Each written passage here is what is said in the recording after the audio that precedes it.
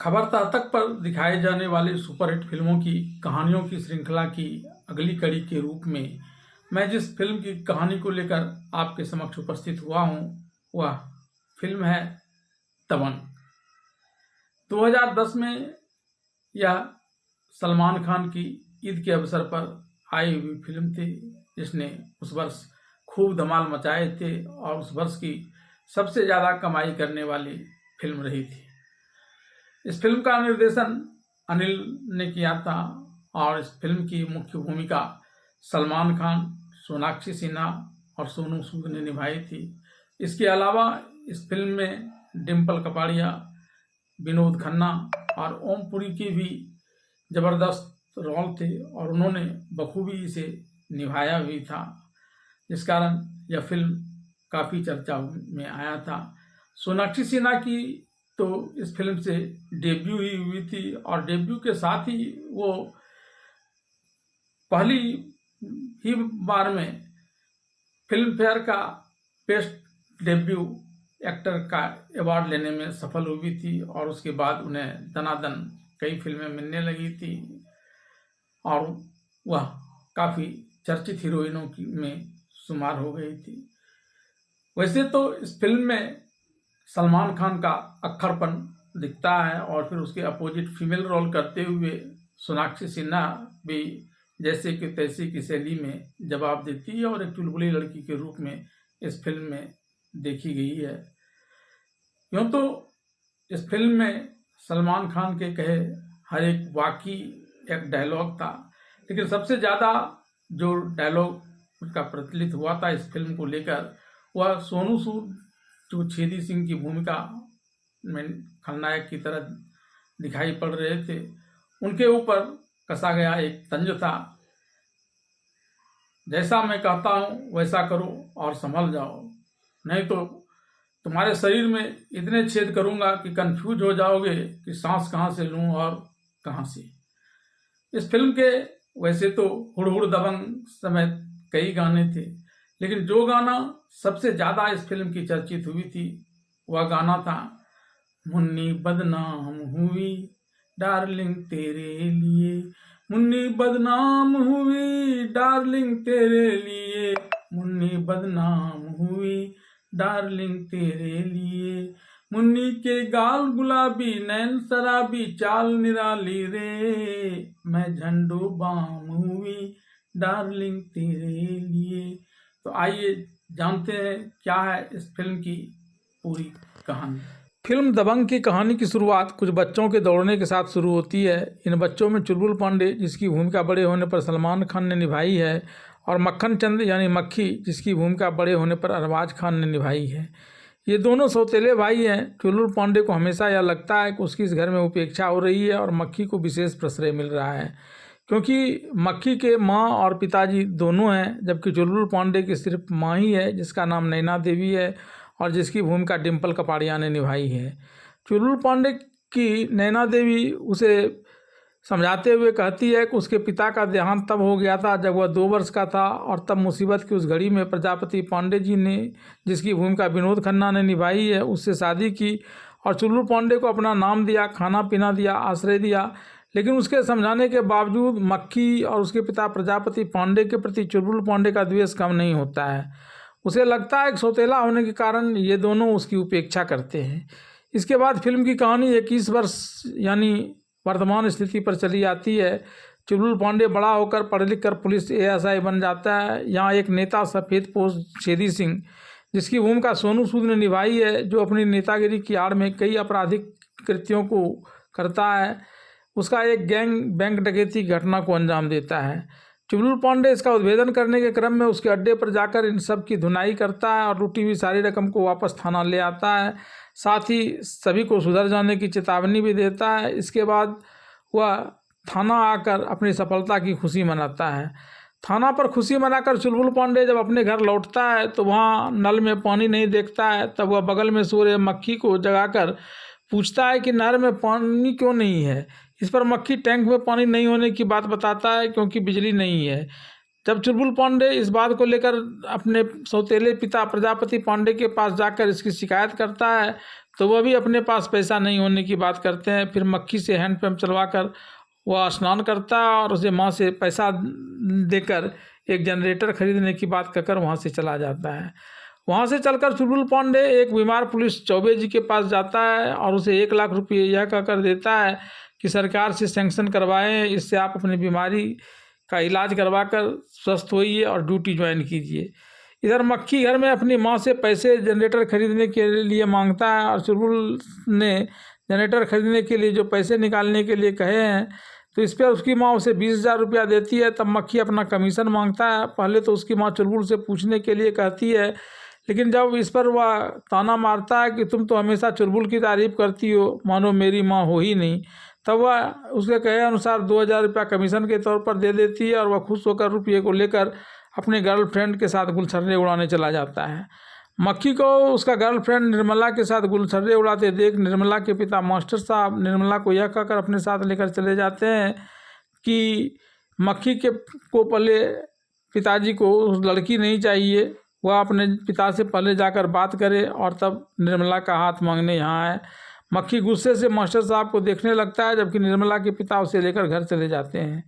चुलबुल पांडे द्वारा डकैतों के गिरोह से सारे पैसे छीन लेने की बात जब इन गुंडों को संरक्षण देने वाले नेता के पास जाती है तो वे परेशान हो जाते हैं।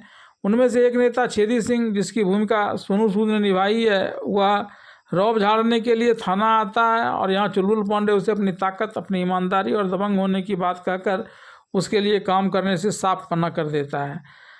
इसके बाद बदमाशों का गिरोह चुलबुल पांडे को बदनाम करने के लिए शहर में गुंडीबाजी करने के लिए निकलता है। चुलबुल पांडे अपने पुलिस टीम के साथ उसका पीछा करता है। दोनों तरफ से गोलीबारी होती है। इस दरमियान चुलबुल पांडे एक घर में घुसता है जहां उसकी मुलाकात राजू श्रीवास्तव, जिसकी भूमिका सोनाक्षी सिन्हा ने निभाई है, उससे होती है। चुलबुल पांडे उसकी सुंदरता पर मोहित होकर यह सवाल करता है कि तुम्हारे घर में कौन कौन है, और उसके जवाब में वह अपने पिता के होने की बात करती है जो अंदर सो रहा होता है। फिर चुलबुल पांडे दूसरा प्रश्न यह करता है, क्या उसने तुम्हारे लिए कोई लड़का ढूंढा है, तो जवाब में वह नहीं कहती है। इसके बाद चुलबुल पांडे किवाड़ बंद रखने की बात कहकर वहाँ से चला जाता है। इसके बाद चुलबुल पांडे एक एक कर कई गुंडे को मार देता है और जो बचता है वह भागकर छेदी सिंह के पास चला आता है और अपनी पीड़ा बताता है कि किस प्रकार से चुलबुल पांडे ने उसकी यह हालत कर दी है। इस पर छेदीलाल उसे अंडरग्राउंड हो जाने की सलाह देता है। इसके बाद छेदीलाल चुलबुल पांडे के थाने में पदस्थापित एक पुलिस कस्तूरी विश्वकर्मा, जिसकी भूमिका ओम शिवपुरी ने निभाई है, जो अपनी बेटी की शादी छेदी सिंह से करना चाहता है, उसके पास आकर मिलता है और चुलबुल पांडे की सारी क्रियाकलापों पर थाना से लेकर घर तक नज़र रखने की बात कहकर चला जाता है। चुलबुल पांडे घर में अपनी माँ से एक सरकारी क्वार्टर लेने और उसे भी वहाँ ले जाने की बात करता है। इस पर उसकी माँ कहती है कि वह मक्खी और पांडे जी को छोड़कर अभी नहीं जा सकती। तब चुलबुल पांडे कहता है कि अभी तो मैं रुक जाता हूँ, लेकिन शादी के बाद मैं नहीं रुक सकता, और वह वहाँ से निकल जाता है। घर से थाना जाने के क्रम में चुलबुल पांडे की मुलाकात राजू श्रीवास्तव से होती है, जो रास्ते में दारू पीकर अपने लेटे हुए पिता को घर ले जाना चाहती है, लेकिन उसका पिता रास्ते में उससे हाथ छुड़ाकर फिर वापस यह कहकर चल देता है कि मैं दारू पीने जा रहा हूँ। वहाँ से गुजर रहा चुलबुल पांडे इस दृश्य को देखकर राजू के पास चला आता है, क्योंकि वह अब राजू से प्यार करने लगा है। राजू के पास जाकर वह पूछता है कि वह कौन था और तुम्हें क्या कहकर बुलाता था। इस पर राजू कहती है कि मेरे पिताजी थे, और फिर राजू वहाँ से भागकर अपना घर चली जाती है।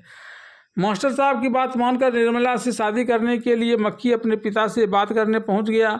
जब मक्खी अपने पिता से मास्टर साहब की बेटी निर्मला के संग अपनी शादी करने की बात करता है तो उसके पिता गुस्सा हो जाते हैं और कहते हैं कि यह फैक्ट्री हवा में नहीं चलती है, मैंने इसके लिए 1 लाख रुपये लोन लिए हैं। अंतिम उम्मीद थी कि तुम्हारी शादी कर जो दहेज के पैसे मिलेंगे उससे इसे चुका दूंगा, और तुम्हें उस मास्टर की बेटी से शादी करने की पड़ी है जो एक फूटी कौड़ी देने वाला नहीं है। इस पर मक्खी कहता है कि फैक्ट्री मैंने तो नहीं लगाया, फिर आप इसके लोन चुकाने के चक्कर में मेरा ब्याह क्यों तोड़ने पर तुले हुए हैं। अब प्रजापति पांडे मक्खी को ज़्यादा बात नहीं बनाने और यहाँ से चले जाने की बात करता है, जिससे गुस्सा होकर मक्खी वहाँ से निकल जाता है। दूसरी तरफ राजू से प्यार को और प्रगाढ़ करने के उद्देश्य से चुलबुल पांडे राजू के घर जाता है और उससे मटकियों के दाम पूछता है। इस पर वह 250 रुपया एक मटकी की कीमत बताती है। चुलबुल पांडे उसे एक मटकी देने के लिए कहता है और 500 रुपया राजू की तरफ बढ़ाता है। राजू उस रुपये को देख रही होती है। चुलबुल पांडे के क्या है पूछने पर कहती है कि उसके पास छुट्टे नहीं हैं। इस पर चुलबुल पांडे उस बाद में पैसे ले जाने की बात करता है, लेकिन राजू उसे 2 मटकी थमा देती है कि पैसे पूरे हो गए। इसके बाद चुलबुल पांडे उस मटके को लेकर जा रहा होता है और बताता है कि 1 मिनट की बात करने के 500 रुपये, और फिर दोबारा बात करने का विचार कर वह मटकी को गिराकर फोड़ देता है। राजू से जाकर कहता है कि मटकी फूट गई तो मटकी और दे दो। जब वह मटकी राजू से लेना चाहता है तो राजू मटकी उसके हाथ में न देकर उसकी गाड़ी में रखाती है ताकि रास्ते में वह फिर से न गिरकर फूट जाए। इस बार जब चुलबुल पांडे राजू को 500 रुपये का नोट थमाता है तो राजू इसे लेने से यह कहकर इनकार कर देती है कि मटकी गलती से फूट गई थी और मैं गलती के पैसे नहीं लेती हूँ। इस पर चुलबुल पांडे कहता है कि प्यार से पैसे ले लो, नहीं तो मार कर मुझे पैसे देने आते हैं। इस पर राजू कहती है कि उसे मार का कोई डर नहीं लगता, लेकिन हाँ प्यार से डर जरूर लगता है। फिर चुलबुल पांडे वहाँ से थाना चला आता है। चुलबुल पांडे जब राजू के घर से लौट रहा होता है तो रास्ते में दयाल बाबू नाम का एक नेता, जिसकी भूमिका अनुपम खेर ने निभाई है, एक सभा में भाषण दे रहा होता है। यहाँ पर पुलिस कस्तूरी शर्मा छेदी प्रसाद के कहे अनुसार चुलबुल पांडे की रेकी कर रहा था। वह चुलबुल पांडे से मिलता है और दयाल बाबू को एक टुच्चा नेता बताता है, लेकिन चुलबुल पांडे कहता है कि वह जीत जाएगा क्योंकि उसने राम का नाम लिया है। इसी सभा में वह एक लड़के को राजू से बात करते हुए देखता है और वहाँ चला जाता है। जब उसे पता चलता है कि लड़का कोई और नहीं बल्कि राजू का अपना भाई है तो वह झेप जाता है और उससे पूछता है कि तुम्हारे पैर में अलग अलग जूते क्यों हैं।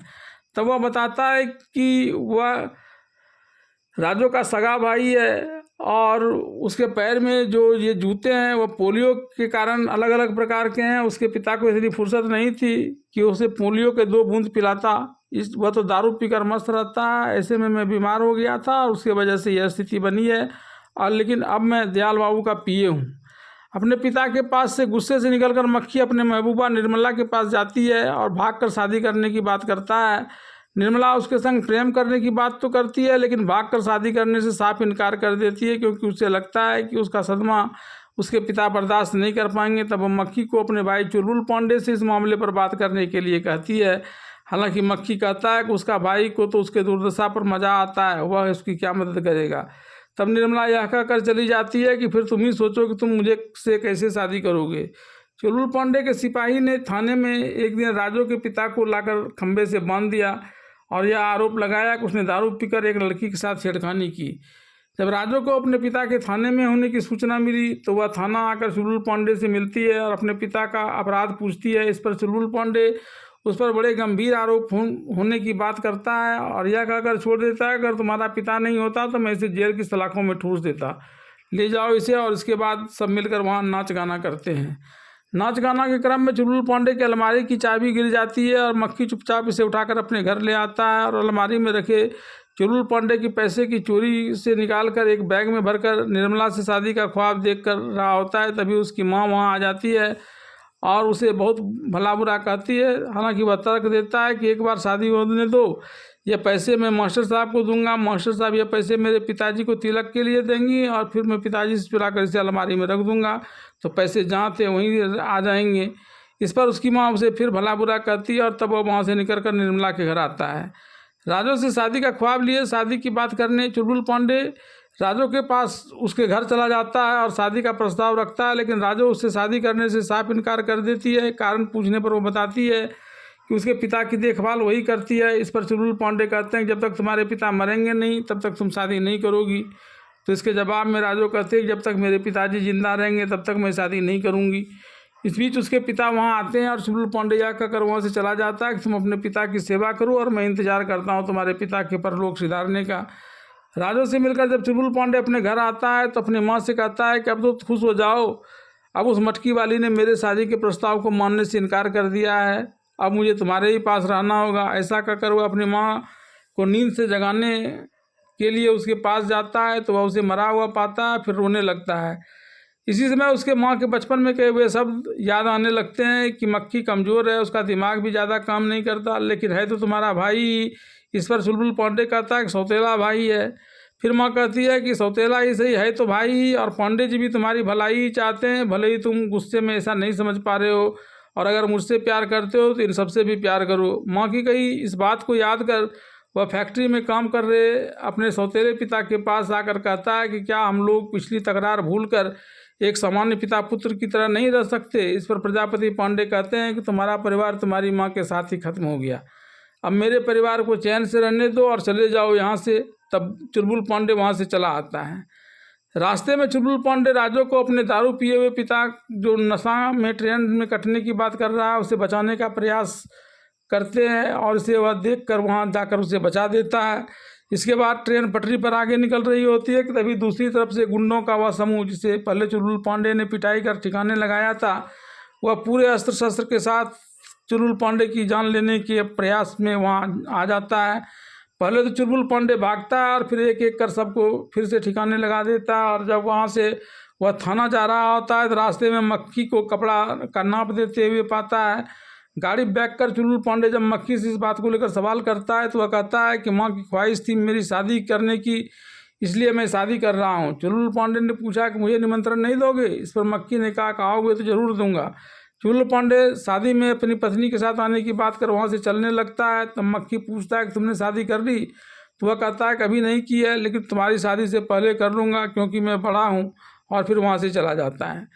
रास्ते में चुलबुल पांडे राजू के पिता को शराब पीकर एक जगह पड़े हुए पाता है तो उसे जाकर कहता है कि मैं तुम्हारी बेटी से शादी करना चाहता हूँ, लेकिन वह शादी नहीं करना चाहती है। तब राजू के पिता कहते हैं कि मुझे मालूम है कि जब तक मैं मरूंगा नहीं तब तक वह शादी नहीं करेगी। इस पर चुलबुल पांडे कहता है कि तुमने अभी तक अपनी बेटी की शादी के बारे में कुछ नहीं सोचा, कैसे पिता हो तुम? तब राजू का पिता उससे पूछता है कि तुम मेरी बेटी को आगे भी प्यार करोगे?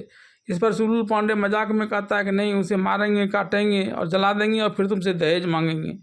लड़की के पिता हो मेरे उसके प्रति मोहब्बत को नहीं समझ पाते हो। इस पर खुश होकर चुलबुल पांडे को वह कहता है तुम शादी की तैयारी करो, बाकी मैं संभाल लूँगा। शादी संभालने की बात कहकर राजू के पिता पानी में डूबकर आत्महत्या कर लेते हैं ताकि राजू चुलबुल पांडे से शादी कर ले। कुछ लोग लाश निकालते हैं, उसे देखकर राजू रोने लगती है। फिर श्राद्ध क्रम संपन्न होता है और चुलबुल पांडे एक अटैची लेकर राजू से मिलने उसके घर चला जाता है। अब राजू भी उससे शादी करने के लिए तैयार हो जाती है। चुलबुल पांडे राजू को लेकर उस मंडप में आकर अपनी शादी कर लेते हैं जहां मक्खी और निर्मला की शादी होने वाली है। इससे निर्मला के पिता नाराज हो जाते हैं और निर्मला मक्खी से शादी करने से इनकार कर देते हैं। घर आने पर राजू चुलबुल पांडे से कहती है कि उसने यह अच्छा नहीं किया, अपने पिता माता सभी लोगों को रुष्ट किया और दूसरे के मंडप में जाकर शादी कर ली। इस पर चुलबुल पांडे राजू को बताता है कि थोड़े दिन रहो तो साथ में सब पता चल जाएगा कि मैं ऐसा क्यों करता हूँ। इसके बाद जब दोनों सुहाग रात मना रहे होते हैं तो चुलबुल पांडे राजू से पूछता है कि तुम्हारे पिता तुम्हें इरोटा कहकर क्यों बुलाते हैं, इसका क्या अर्थ है? इस पर राजू कहती है कि इसका अर्थ है कलमुही। तब चुलबुल पांडे कहता है कि तुमने कहाँ अपना मुंह काला किया है? इस पर राजू कहती है कि थोड़े दिन मेरे साथ रह लो तब तुम्हें पता चलेगा कि मैं क्या कहती हूँ और क्या नहीं। इसके बाद दोनों हनीमून पर चले जाते हैं और मस्ती करते हैं। एक दिन मक्खी अपने पिता की फैक्ट्री में काम कर रहे एक मजदूर के द्वारा गलती से कुछ सामान गिर जाने पर क्रोधित होकर उसकी भरपूर पिटाई कर देता है और उस मजदूर की मां इस शिकायत को लेकर उस थाने में जाती है जिसका इंचार्ज चुलबुल पांडे है। उसकी मां न्याय की गुहार लगाती है। हालांकि कुछ पुलिस के लोग मारपीट में मक्खी के बात शांत होने की बात कहकर मामले को दबाना चाहता है तो चुलबुल पांडे उस महिला को कहा और उसके बेटे से कहता है कि मक्खी तब तक पीटता रहेगा जब तक कि वे लोग उसे माफ़ नहीं कर देंगे। फिर सब जाकर मक्खी की भरपूर पिटाई करते हैं। मक्खी की चुलबुल पांडे द्वारा पिटाई करने की बात जानकर छेदी सिंह जो वहाँ का नेता है, सारे गुंडों का संचालक है, उसे इस मामले में चुलबुल पांडे को फंसा देने का अवसर नजर आता है और वह इस मामले को सड़क पर भी उतारता है और पुलिस के बड़े अधिकारी के पास जाकर चुलबुल पांडे के विरुद्ध कार्रवाई करने के लिए दबाव डालता है। लेकिन पुलिस का वह अधिकारी इस बात को एक परिवार का मामला होने की बात कहकर आगे नहीं बढ़ने देता है। साथ ही चुलबुल पांडे के पिता प्रजापति पांडे भी यह कहते हैं कि अगर चुलबुल माफ़ी मांग लेगा तो वह मामले को यहीं पर रफा दफा कर देंगे। इसके बाद चुलबुल पांडे मक्खी से कान पकड़कर माफ़ी मांगता है। यद्यपि छेदी सिंह अभी भी दबाव बनाता है कि यह मामला तूल पकड़ ले, लेकिन पुलिस अधिकारी की वजह से यह मामला तूल नहीं पकड़ता है। छेदी सिंह जो दयाल सिंह जिसकी भूमिका अनुपम खेर ने निभाई है, उस नेता की पार्टी का युवा अध्यक्ष है, वह दयाल सिंह पर दबाव डालकर चुलबुल पांडे को पहले सस्पेंड करवा चुका है। इसी सिलसिले में चुलबुल पांडे दयाल सिंह से मुलाकात करने आया है। यहाँ दयाल सिंह उससे कहते हैं कि तुम बात बहुत साफ गोई से करते हो। तो चुलबुल पांडे कहता है मैं सुनता भी बहुत साफ गोई से हूँ। इस पर दयाल कहता है कि छेदी सिंह से जैसे तुम नफरत करते हो उससे कहीं ज़्यादा मैं नफरत करता हूँ, लेकिन वह मेरे लिए वोट का जुगाड़ करता है, इसलिए मैं उसे पार्टी से हटा नहीं सकता। लेकिन वह मेरी पार्टी की आड़ में गुंडागर्दी करता है, पैसे की उगाही करता है, अवैध हथियार का धंधा करता है, दारू बेचता है और मुझे एक भी पैसा नहीं देता है। मैं तुम्हारा सस्पेंशन तुड़वा देता हूँ, तुम छेदी सिंह को ठिकाने लगाकर मेरे लिए वोट का जुगाड़ करने लायक तो रहने दो, लेकिन वह मेरे अंदर रहे, खुद शेर बनने का कोशिश नहीं करे, ऐसी व्यवस्था करूँ। जब चुलबुल पांडे को यह पता चलता है कि सर में कई लोगों की जहरीली शराब पीने से मौत हो गई और वह छेदी सिंह के शराब के अड्डे से आई थी, तो वह छेदी सिंह के घर पर पहुंच जाता है, जहां छेदी सिंह मस्ती कर रहा होता है, गाना का पार्टी कर रहा होता है। इसके बाद वह छेदी सिंह को इशारों में समझा देता है कि जब तक तुम पैसा मुझे देते रहोगे तब तक बचे रहोगे, नहीं तो तुम्हारी गिरफ्तारी का वारंट है, कभी भी तुम्हें उठा लूँगा। इस बात से घबराकर छेदी सिंह अपने ससुर के पास जाता है, उसे चुलबुल पांडे को मारने की बात करता है और ऐसा नहीं करने पर उसकी बेटी से शादी करने की तोड़ देने की धमकी देता है। तब वह सलाह देता है कि अब आप ही कुछ कीजिए, और तब वह उसके भाई को निशाने पर लेता है, मक्खी सिंह को। इसलिए वह मक्खी फैक्ट्री जो पांडे जी की थी उसमें आग लगा देता है। पांडे जी घायल हो जाते हैं और मक्खी के पास पैसा नहीं होता है। इसी क्रम में वो अस्पताल में छेदी सिंह उससे मुलाकात करता है, तो मक्खी उससे पैसा मांगता है। छेदी सिंह उसे पैसा दे देता है, लेकिन बदले में कई अवैध काम उससे कराने लगता है। एक तो वह दयाल के आदमी को पिटवा देता है, फिर मक्खी के जरिए जनता दरबार लगा रहे दयाल सिंह के पास आम के अंदर बम छुपाकर उसकी भी हत्या करा देता है और सबकी तस्वीरें ले लेता है। मक्खी को जब आम के पेटी में बम होने की जानकारी मिलती है तो वह छेदी सिंह के पास जाता है और वहाँ वह अपने ससुर के साथ पूजा कर रहा होता है। तब वह छेदी सिंह से पूछता है कि उसने बताया क्यों नहीं कि आम की टोकरी में बम था। इस पर छेदी सिंह कुटिल हंसी हंस कर कहता है कि बता देता तो क्या तुम यह काम करता, लेकिन अब तुम फंस चुके हो और अब तुम मेरा एक काम कर दो कि अब चुलबुल पांडे को भी मार दो। और वह उसे एक रिवॉल्वर देते हैं, उसका ब्रेन वॉश करता है कि चुलबुल पांडे तुम्हारा कोई सगा भाई तो है नहीं, और तुम अगर उसे नहीं मारोगे तो वह तो पुलिस अधिकारी है, इस केस की छानबीन करके तुम्हें फांसी पर चढ़वा देगा, तुम मर जाओगे, फिर तुम्हारे पिता की देखभाल कौन करेगा, और चुलबुल पांडे को मार दोगे तो मैं तुम्हें बड़ा इनाम दूंगा। इसके बाद छेदी सिंह वहाँ से चला जाता है और पिस्तौल लिए हुए मक्खी सोच विचार में पड़ जाता है। छेदी सिंह के कारनामों की जानकारी मिलने के बाद मक्खी चुलबुल पांडे को मारने के लिए पिस्तौल लेकर वहाँ से आता जरूर है, लेकिन मारने की जगह चुलबुल पांडे को सारी बातें बता देता है कि किस प्रकार से जब उसके फैक्ट्री में आग लगी तो उसने सोचा कि शायद इसे तुमने लगाया होगा हमारी बर्बादी के लिए। फिर वह पैसे के लिए छेदी सिंह के पास गया था और उसने मुझसे कई गलत काम करवा लिए, मेरी तस्वीर भी खींच ली है। उसके बाद मक्खी वहाँ से फिर से छेदी सिंह के पास आता है और चुलबुल पांडे के मरने की खबर सुनाकर अपना अंतिम इनाम मांगता है। इस पर छेदी सिंह उसे उसकी माँ, जिसकी सांस फूलती थी और वह जो दवा लेती थी, वह दवा हाथ में देते हुए कहता है, यह लो तुम्हारे माता की अंतिम निशानी। और ये छेदी सिंह यह भी बताता है कि तुम्हारी माँ को भी मैं नहीं मारा था, तुम्हारे फैक्ट्री में भी मैंने ही आग लगाई थी, और अब तुम्हें भी मारकर तुम्हारे परिवार के पास पहुँचा देता हूँ, क्योंकि अब तुम्हारे परिवार में तो कोई बचा नहीं है। चुलबुल पांडे को तो तुमने खुद ही मार दिया है। और ऐसा कहकर वो रिवॉल्वर से मक्खी की जान लेना ही चाहता है कि तभी उसे एक फ़ोन कॉल आता है जिसमें चुलबुल पांडे के जीवित रहने और उसके अड्डे की तरफ बढ़ने की बात कही जाती है। इससे पहले कि छेदी सिंह वहाँ से भागे, चुलबुल पांडे अड्डे पर आकर छेदी सिंह को गंभीर रूप से घायल कर देता है और उसे एक ट्रैक्टर पर लादकर पुलिस की निगरानी में थाना पहुँचाने की बात करता है और अपना घर चला आता है। मक्खी को देखकर वह कहता है कि तुम तो उस मास्टर की बेटी से शादी करने वाले थे जो अभी तक नहीं हो पाई है, चलो मैं तुम्हारी शादी करा देता हूँ। और फिर वह मास्टर साहब को कहकर निर्मला और मक्खी की शादी करा रहा होता है कि तभी उसे खबर मिलता है कि छेदी सिंह ट्रैक्टर पर मर गया। तो वह कहता है कि ठीक है, मैं आकर उसकी कार्रवाई करता हूँ, और इधर सब कोई आनंद मिलाने से रहने लगते हैं।